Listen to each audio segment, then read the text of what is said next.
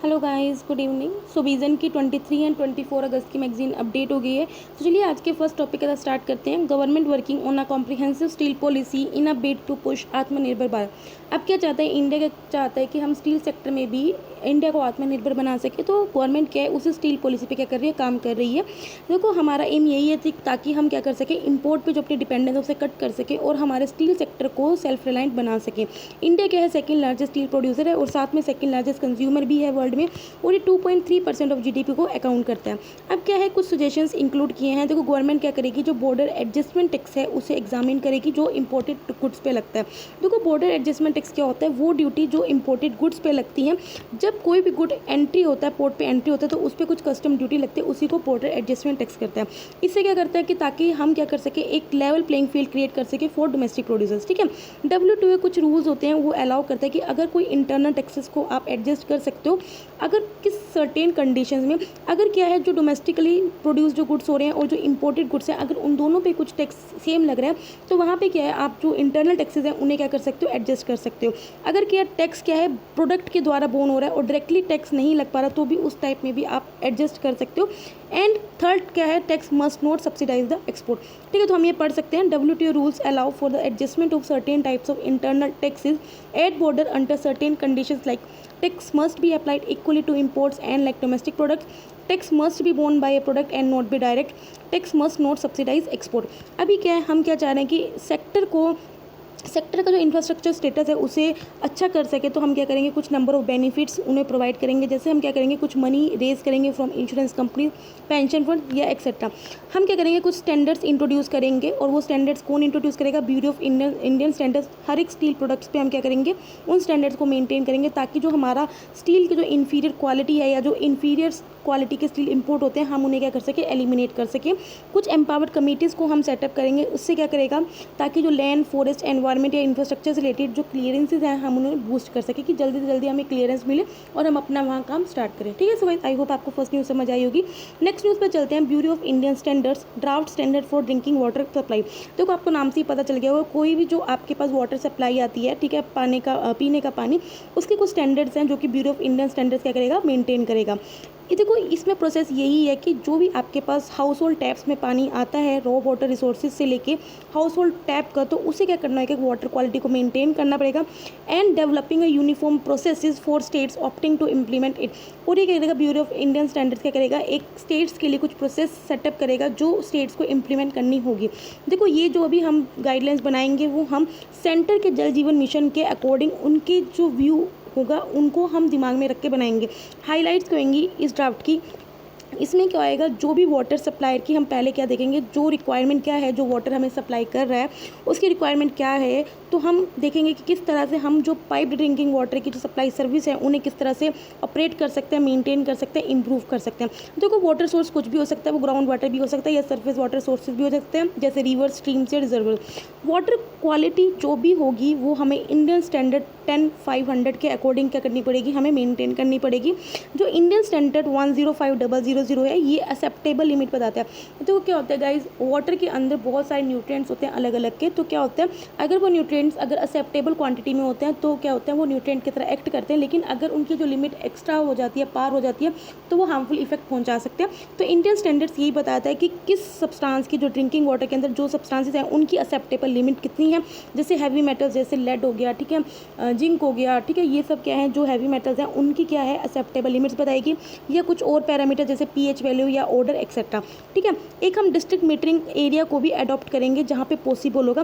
देखो जो district metering area, ये कंसेप्ट है कि यहाँ पे हम क्या कर सकते हैं, जो वाटर नेटवर्क के बीच में लीकेजेस होते हैं उसे कंट्रोल कर सकते हैं, which is essentially divided into a number of sectors called the district metering areas. और हम क्या करेंगे, फ्लो मीटर्स को भी इंस्टॉल करेंगे, ताकि हम जो लीक्स हैं, मतलब कि जो इलीगल क्या पानी का इधर उधर यूसेज हो रहा है, हम उसे डिटेक्ट कर सकें। वाटर को ऑडिट किया जाएगा क्वार्टरली बेसिस, मतलब कि हर एक 3 महीने बाद क्या करेंगे, हम वाटर को ऑडिट करेंगे। ठीक है गाइस, आगे बढ़ते हैं। European allies opposes motion, US motion to restore all the UN sanctions against the Iran over nuclear deal.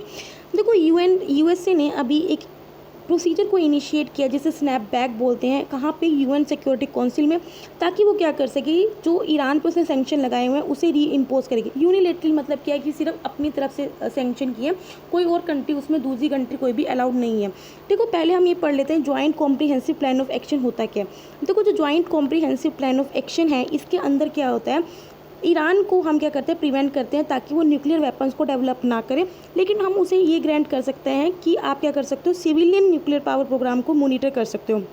जो ये डील थी, ये ईरान और 6 कंट्रीज़ के बीच में हुई थी, that is China, France, Russia, UK, USA, Germany. और ये कहाँ पे हुई थी, यूएन सिक्योरिटी काउंसिल की रेजोल्यूशन में ये डील की गई थी 2015 में। 2018 में क्या किया था, यूएसए ने joint comprehensive plan of action से क्या किया, विड्रॉ कर लिया था यूनिलेटरली, मतलब कि अकेले इसने क्या कर लिया था, विड्रॉ कर लिया था।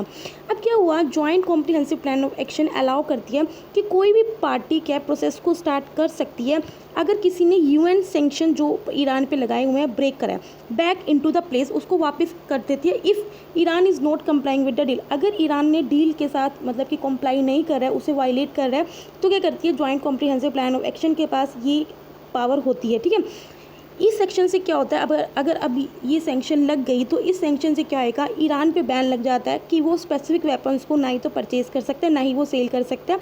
और ईरान की कुछ एक्टिविटीज़ पे भी बैन लग जाता है, जैसे न्यूक्लियर एनरिचमेंट, मतलब कि न्यूक्लियर से रिलेटेड वो इक्विपमेंट्स नहीं बना सकता, या उनकी रीप्रोसेसिंग पे, या आउटसाइड कोई बाहर से वो सपोर्ट नहीं ले सकता, या फिर कुछ सैंक्शन ईरान के ऑफिशियल्स और एंटिटीज़ पे भी लग सकते हैं। ठीक है, यूएस की ये जो मूव है, जो यूएस ने ये करा है, उसको अपोज किसने किया, रशिया और चाइना में, साथ में जो यूरोपियन के जो कंट्रीज है जैसे ब्रिटेन, फ्रांस और जर्मनी ने भी अपोज किया। यूरोपियन एलाइज का ये कहना है कि अगर आपको ईरान को मॉनिटर करना है, उस पर नज़र बनाए रखना है, तो इस बेटर है कि जो joint comprehensive plan of action की प्रोसेस के थ्रू ही हम उस पर नज़र बनाएं, ना कि सीधा ये सब कर दें। ठीक है, सो गाइस आई होप आपको ये समझ में आया हो। आगे बढ़ते हैं, ministry of social justice and empowered forms, national council for transgender person. अभी क्या जो national council of transgender person है, ये एस्टैब्लिश किसने की, ये सेंटर ने, और ये अपनी पावर्स कहाँ से लेती है, transgender person protection of rights act 2019। तो गाइस ये तो आपको पता ही होगा, ये 2019 में ही आया था। एक्ट प्रोवाइड करता है कोई भी डिस्क्रिमिनेशन जो ट्रांसजेंडर पर्सन के अगेंस्ट होते हैं उन्हें प्रोहिबिट करते हैं, ताकि उन्हें वो अपनी जेंडर आइडेंटिटी को खुद डिक्लेयर कर सके। Welfare measures by the government, offences and penalties provision, ये सब इसके अंदर है। ठीक है, इतना आपको पता होगा। अब इसकी कॉम्पोजिशन क्या है, जो इनके चेयरपर्सन होंगे वो union minister for social justice होंगे। वाइस चेयरपर्सन कौन होंगे, minister of state for social justice. Members different members होंगे, हेल्थ मिनिस्ट्री से मेंबर होंगे, होम मिनिस्ट्री से, माइनॉरिटी अफेयर्स से होंगे, एजुकेशन मिनिस्ट्री से, rural development, labour and law ministry से होंगे। कुछ मेंबर्स डिपार्टमेंट ऑफ पेंशन से होंगे, नीति आयोग से होंगे, एनएचआरसी से होंगे, नेशनल कमीशन फॉर वुमेन से भी होंगे। रिप्रेजेंटेटिव होंगे फ्रॉम 5 स्टेट से, यूटी से, on a rotational basis. 5 members transgender community खुद से होंगे, और 5 एक्सपर्ट्स होंगे फ्रॉम एनजीओस। ठीक है, आगे क्या है, मेन फंक्शन क्या आएगा, ये क्या करेगा, सेंट्रल गवर्नमेंट को एडवाइस करेगा पॉलिसीज़ पे, प्रोग्राम्स पे, लेजिस्लेशंस पे, प्रोजेक्ट्स पे with respect to transgender person. ये क्या करेगा, मॉनिटर करेगा जो भी पॉलिसीज़ या जो प्रोग्राम बनाए हुए हैं, इनका देखा कि किस तरह से क्या वो इक्वालिटी को अचीव कर रहे हैं, और क्या ट्रांसजेंडर पर्सनस फुली पार्टिसिपेट कर रहे हैं। ये क्या करेगा, जो भी एक्टिविटीज़ हैं रिव्यू करेगा ऑफ ऑल द डिपार्टमेंट, जो भी ट्रांसजेंडर पर्सनस के ग्रीवेंसेस हैं उन्हें क्या करेगा, रिड्रेस करेगा। परफॉर्मिंग सच अदर फंक्शंस, और कुछ भी जो फंक्शन जो भी सेंटर ने प्रिस्क्राइब करा है उन्हें भी क्या करेगा, परफॉर्म करेगा। ठीक है गाइस, तो आई होप आपको समझ आ गया, इसमें कुछ ज़्यादा था नहीं, ये आपने पहले भी पढ़ा हुआ होगा। ठीक है, आगे बढ़ते हैं अपनी नेक्स्ट न्यूज़ पे। Government frames norms for enforcement of rules of origin for imports under free trade agreement. अब ये गवर्नमेंट का चाह रही है कि जो रूल्स ऑफ ओरिजन है उसे एनफोर्स किया जाए जो भी इंपोर्ट्स होते हैं अंडर फ्री ट्रेड एग्रीमेंट। ठीक है, तो गाइस रूल्स ऑफ ओरिजन क्या होता है, ये मेनली ये बताता है कि कोई भी प्रोडक्ट किस कंट्री का बना है। ठीक है, सपोज अगर कोई मेड इन चाइना है तो उसको बताना होगा कि हाँ ये जो प्रोडक्ट है वो ओरिजिनली कहाँ बना है, चाइना में बना है। ठीक है, तो ये पहले हम ये पढ़ लेते हैं रूल्स ऑफ ओरिजिन क्या होता है। ये क्राइटेरिया होता है जिसमें हम डिटरमाइन करते हैं कि उस प्रोडक्ट का नेशनल ओरिजिन क्या है। ये हम इसलिए यूज़ करते हैं ताकि हम कुछ मेजर्स इंप्लीमेंट कर सकें, जैसे एंटी डंपिंग ड्यूटीज़ के, या कुछ सेफगार्ड मेजर्स ले सकें। हम ये डिटरमाइन कर सकें जो इम्पोर्ट प्रोडक्ट आया है कि उसे मोस्ट फेवर्ड नेशन का टारगेट ट्रीटमेंट देना है या फिर प्रेफरेंशियल ट्रीटमेंट देना है। ठीक है, मोस्ट फेवर्ड नेशन से क्या होता है, उस कंट्री के गुड्स क्या हैं ईजिली हमारी कंट्री में आ जा सकते हैं। प्रेफरेंशियल ट्रीटमेंट का मेनली क्या होता है कि हम उन कि गुड्स को क्या करते हैं, जो नॉर्मल जो ड्यूटीज़ होती हैं उसमें कुछ ड्यूटीज़ कम लगाते हैं, ठीक है। तो प्रेफरेंशियल ट्रीटमेंट यही होता है। WTO के पास एज सच कोई स्पेसिफिक रूल्स नहीं है जो डिटरमाइन करता है country of origin of goods in international commerce, ठीक है। तो ये आपको पता होना चाहिए कि WTO के पास ऐसा स्पेशल रूल कोई नहीं है। अब जरा देख लेते हैं न्यूज़ में क्या है। देखो, रूल्स ऑफ ओरिजिन का एम यही है कि हम क्या कर सकें, जो लो क्वालिटी प्रोडक्ट्स इंपोर्ट होते हैं उनको चेक कर सकें और ये चेक कर सकें कि कोई गुड्स की डंपिंग ना हो रही हो, कोई थर्ड कंट्री हमारे इंडिया में गुड्स की डंपिंग ना कर रही हो, जैसे चाइना करती है फ्री ट्रेड एग्रीमेंट के थ्रू, ठीक है। फ्रेमवर्क क्या है कि नॉर्म्स हम किन पे अप्लाई करेंगे। देखो, जो इंडिया में इंपोर्ट हो रहे हैं गुड्स को, अगर इंपोर्टर क्लेम कर रहा है कि उसे प्रेफरेंशियल रेट ऑफ ड्यूटी मिलना है, तो हम क्या करेंगे, उस पे ये नॉर्म्स अप्लाई होंगे। देखो guys, preferential rate of duty क्या होता है, नॉर्मल क्या होता है, जो टैक्स लगता है, अगर सपोज करो किसी भी आइटम पे 100 रुपये टैक्स लग रहा है, तो जो बंदा प्रेफरेंशियल रेट ऑफ ड्यूटी के अंदर आता है, मतलब कि जिस कंट्री के साथ इंडिया ने फ्री ट्रेड एग्रीमेंट साइन कर रखा है, तो उस पर क्या होता है, कुछ इंपोर्ट जो ड्यूटी होती है वो कम लगती है। 100 रुपये की जगह जैसे हो गई 70 रुपये लग गई, ठीक है, या 50 रुपये लग गई। तो अगर उस कंट्री ने ये बोल दिया, या उस इंपोर्टर ने क्लेम कर दिया कि मैं तो प्रेफरेंशियल रेट ऑफ ड्यूटी में आता हूँ, तो नॉर्म्स उस पर लगेंगे, ठीक है। Norm shall apply to import of goods into India where the importer makes a claim of preferential rate of duty in terms of trade agreement, ठीक है। दूसरा क्या है, prescribes for minimal processing or value addition that should happen in free trade agreement country so that final manufactured product may be called originating goods in that country। देखो, third point में भी ये लिखा है कि अगर कोई भी इंपोर्ट हो रहा है गुड, अगर एंट्री के वक्त वो बिल फाइल हो रहा है, तो इंपोर्टर को बताना होगा, डिक्लेयर करना होगा बिल में कि जो प्रोडक्ट इंपोर्ट हो रहा है कि क्या वो क्वालिफाई है प्रेफरेंशियल रेट ऑफ ड्यूटी के लिए अंडर दैट एग्रीमेंट, तभी उसको क्या मिलेगा, वो ओरिजिन ऑफ सर्टिफिकेट उससे प्रोड्यूस होगा, ठीक है। तो इसमें नॉर्मल यही था कि गवर्नमेंट क्या कर रही है, जो रूल्स ऑफ ओरिजिन का जो एनफोर्समेंट ज़्यादा से ज़्यादा करिए, ठीक है। आगे बढ़ते हैं छोटे छोटे न्यूज़ पे। प्लेसेस इन न्यूज़, देखो कुछ प्लेसेस अभी न्यूज़ में थे। एक ब्लैक सी, देखो टर्की ने अभी क्या किया, डिस्कवर किया 320 बिलियन क्यूबिक मीटर का मतलब metres natural gas reserves black sea में फाउंड आउट किया, जो कहीं ना कहीं जो geopolitics of energy trade है इसके रीजन में अल्टर कर सकता है। ब्लैक सी को हम यूक्साइन सी भी बोलते हैं। ये ईस्टर्न यूरोप और वेस्टर्न सी के बिटवीन क्या है बना ब्लैक सी है। ये करता है मेडिटेरियन सी को कनेक्ट करता है थ्रू द बोस्पोरस स्ट्रेट, और सी ऑफ मरमरा को भी कनेक्ट करता है ड्रांडले स्ट्रेट से, ठीक है। कंट्रीज जो इसके साथ बॉर्डर शेयर करती हैं ब्लैक सी के साथ, वो Romania, Turkey, Bulgaria, Ukraine, Russia और जॉर्जिया।